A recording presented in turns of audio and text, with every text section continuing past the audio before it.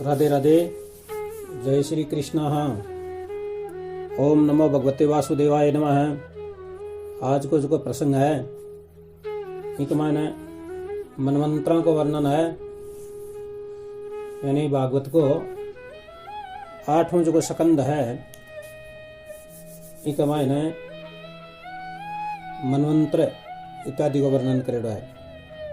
भागवत में पहला स्कंद में शिष्य को अधिकार बताया गया है। अधिकार के बिना ज्ञान शोभा नहीं देता।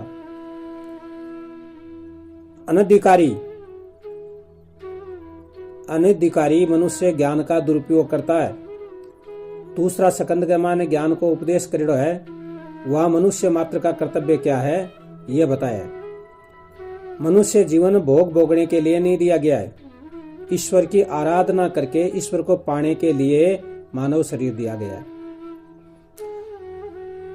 तृतीय स्कंद में ज्ञान को जीवन में किस प्रकार उतारना है यह कथा सुनाई गई है। इस ज्ञान को जीवन में उतारने वाले के चारों पुरुषार्थ सिद्ध होते हैं, अतः चौथे स्कंद में 4 पुरुषार्थों की कथा सुनाई गई है। 5वें स्कंद में ज्ञानी परमहंसों के और भागवत परमहंसों के लक्षण बताए गए हैं। सबके स्वामी परमात्मा है। इसके बाद 6ठे स्कंद में पुष्टि की कथा आई है। जीव पर परमात्मा अनुग्रह करते हैं। जीव के पाप से ईश्वर कुछ नहीं मांगते हैं।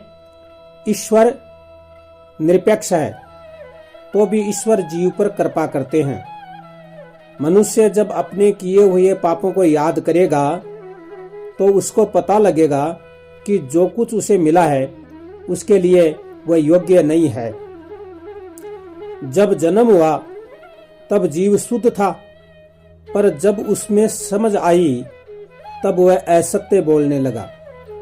ईश्वर जीव को अनेक अवसर देते हैं और वे आशा रखते हैं कि जीव अपना जीवन सुधारेगा।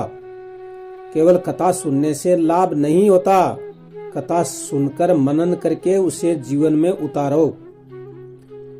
प्रभु ने हमारे लिए चिंता करने जैसा कुछ नहीं रखा।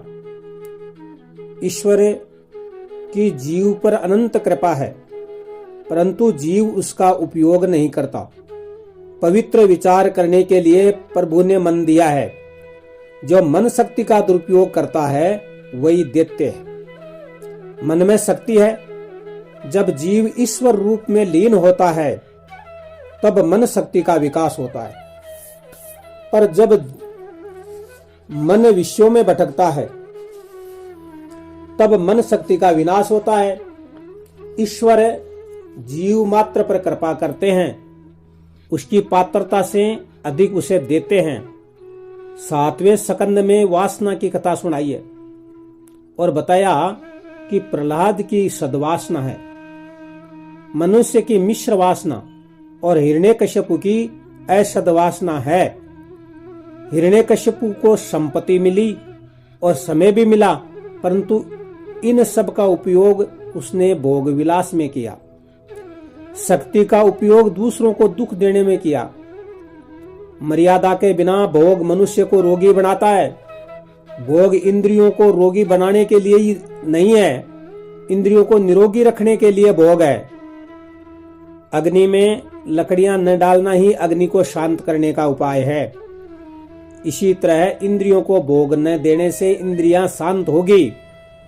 भोग देने के बाद ऐसा लगता है कि इंद्रियों को शांति मिली है, परंतु यह बात सत्य नहीं है। उससे तो अशांति ही बढ़ती है। मुझे जो कुछ मिला है वह केवल मेरे लिए ही है, ऐसा मानना ही असद वासना है। परमात्मा ने मुझे जो कुछ दिया है वह सबके लिए है, ऐसा सोचना ही सद्वासना है। प्रहलाद में सद्वासना थी, अतः उनको देव माना गया। हिरण्यकशिपु को उसकी असद्वासना के कारण राक्षस माना गया। हिरण्यकशिपु भोगवर्ती, अहंकार और लोभ है। देव होना या दानव होना यह मनुष्य के हाथों में है। जगत के सब लोग पुण्य के फल की इच्छा तो रखते हैं, परंतु वे खुद पुण्य करते नहीं हैं। पुण्यस्य फलम इच्छति, पुण्य की फल की इच्छा सबके है, लेकिन पुण्यम न कुर्वन्ति मानवा है, मनुष्य पुण्य न करे ये वास्तव उसका पतन होता है। सदा ध्यान में रखो कि तुम्हारे कर्म के फल तुमको ही भोगने पड़ेंगे। इसमें दोष किसका? अगर दांतों के बीच आकर के जीभ कट जाए तो दोष किसका? वह तो सहना ही पड़ेगा। भक्ति मार्ग में आगे बढ़ने का पहला साधन संयम है। संयम को धीरे धीरे बढ़ाओ और भोग मार्ग की ओर बहती हुई इंद्रिय शक्ति को प्रभु के मार्ग की ओर मोड़ दो। वासना का विनाश होने पर ब्रह्म भाव जागता है। जब तक मन में सूक्ष्म वासना है तब तक जीव और ईश्वर का मिलन नहीं होता। वासना ज्ञानानुभव में विघ्न करता है। वासना के विनाश के लिए 8वें स्कंद में 4 उपाय बतलाए गए हैं। भागवत का फल है रासलीला। जीव को श्री कृष्ण से मिलना है। एक बार श्री कृष्ण से मिल जाने के बाद जीव उनसे अलग नहीं हो पाता। रास में उसी को प्रवेश मिलता है जो कि वासना का विनाश करता है। अनेक जन्मों की वासना मन में भरी हुई है। वासना अनेक प्रकार के दुख देती है, फिर भी मनुष्य उसको छोड़ता नहीं है। ईश्वर का अनुभव हुए बिना वासना जाती नहीं है। जब तक वासना में आकर्षण होगा तब तक वासना नहीं जाएगी। कुंभक को बढ़ाओगे तो वासना का विनाश होगा, यानी ध्यान लगाओगे तो। प्राणों को शरीर में टिकाए रखोगे तो वासना का विनाश होगा। बार बार मन में ऐसा संकल्प करो कि मुझे परमात्मा से मिलना है। जब दो आत्माएं मिलती हैं तब उसके मिलने से भी यदि आनंद मिलता है तो सब प्राण सूक्ष्म रूप से जिन परमात्मा में बसे हुए हैं उन परमात्मा से मिलते समय कितना आनंद होगा। मुझे ईश्वर से मिलना है ऐसी कामना करो। वासना को अलौकिक बनाओ। जो दुष्ट संस्कार मन को मिले हुए हैं वे दूर हों और मन को अच्छे संस्कार मिलें। इसलिए सत्संग जरूरी है। सत्संग से वासना उच्चतम बनेगी। वासना को अलौकिक बनाओ। मनुष्य बार बार जैसा बोलता है और जिसका विचार करता है वैसा ही खुद बनता है। 8वें स्कंद में वासना का विनाश करने के लिए 4 उपाय बतलाए हैं।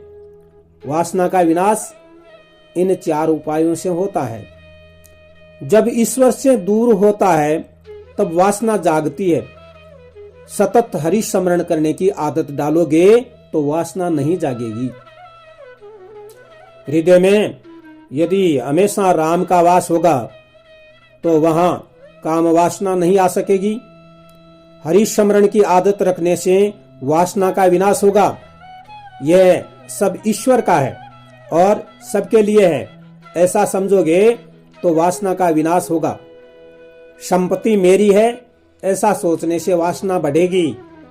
जीव लक्ष्मी का मालिक कभी नहीं हो सकता। जीव तो लक्ष्मी का पुत्र है। बालक होने से जो आनंद मिलता है वह मालिक होने से नहीं मिलता। बालक बनोगे तो सुखी होंगे। बलिराजा ने सर्वस्व दान दिया।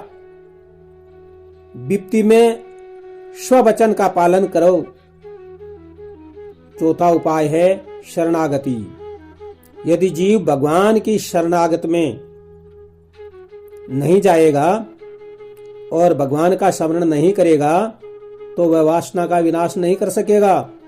वासना का नाश करने के बाद ही रास लीला में जाना है। धीरे धीरे राजा परीक्षित के मन में मन की शुद्धि करके सुखदेव जी उन्हें रास लीला में ले गए। 8वें स्कंद में मनवंतर लीला का वर्णन करते हैं सुखदेव जी महाराज और राजा परीक्षित को बताते हैं, राजन, प्रत्येक मनवंतर में प्रभु का जन्म होता है। प्रत्येक मनु के राज्य में प्रभु का एक विशिष्ट अवतार होता है। इस कल्प में 6 मनु हुए। प्रथम स्वयंभू मनु की कथा मैंने तुम्हें सुनाई। स्वयंभू मनु की पुत्रियां आकुति और देवहूति के चरित्र की कथा मैंने सुनाई। दूसरा मनवंत्र में स्वयंभू मनु तपचर्या करने के लिए वन में गए। वहां श्री यज्ञ भगवान ने राक्षसों से उनकी रक्षा की। उन्होंने कहा है, यह सारा जगत और जगत में रहने वाले सब चर अचर प्राणी परमात्मा में ओतप्रोत हैं। अतः संसार के किसी भी पदार्थ से मोह न रखकर इनका त्याग करके जीवन निर्वाह के लिए जितना जरूरी हो उतना ही उपभोग करना चाहिए। तृष्णा का सर्वथा त्याग करना चाहिए। इस जगत की संपत्ति किसकी है और कब किसकी हुई है? अतः हे मनुष्य, त्याग करके तुम इसका उपभोग करो, यानी सर्वस्व ईश्वर को अर्पण करो और अनासक्त रहकर तुम उपभोग करो। दूसरों के दान को प्राप्त करने की स्पृहा मत रखो। यह सारा जगत ईश्वर से व्याप्त है, यानी प्रभु सर्वव्यापक है। ऐसा जो मनुष्य सोचेगा वह कभी भी किसी से द्रोह नहीं करेगा। विषयों में मन न फंसे, इस बात का ध्यान रखो। इस जगत के पदार्थ आज तक किसी के नहीं हुए और न होंगे, फिर भी मनुष्य उनसे ममता रखता है और उनमें अपनी आसक्ति बढ़ाता है। ऊपर बतलाया हुआ अद्वैतवाद सुंदर है और द्वैतवाद का त्याग करो। ऋषि भी मोक्ष पाने से पहले सत्कर्म करते हैं। सत्कर्म करने वाले मनुष्य ही निष्काम भाव को प्राप्त करते हैं। ईश्वर को भी कर्म करने पड़ते हैं, परंतु ईश्वर किसी भी कर्म में आसक्त नहीं होते। वे तो अनासक्त रहकर कर्म करते हैं। रामकृष्ण आदि अवतारों में मनुष्य को श्रेष्ठ आचरणों का आदर्श बतलाने के लिए भगवान ने सत्कर्म किए। कर्म किए बिना नहीं चलेगा। नहीं कशित क्षणमपि जातु तिष्ठ्यतक कर्म क्रीता है। अतः अनासक्त रहकर ही कर्म करो। तीसरे मनु ये उत्तम। प्रभु ने सत्यसेन के रूप में अवतार धारण किया। चौथे मनवंत्र में प्रभु का हरि के रूप में जन्म हुआ था और उन्होंने गजेंद्र की ग्रह से रक्षा की।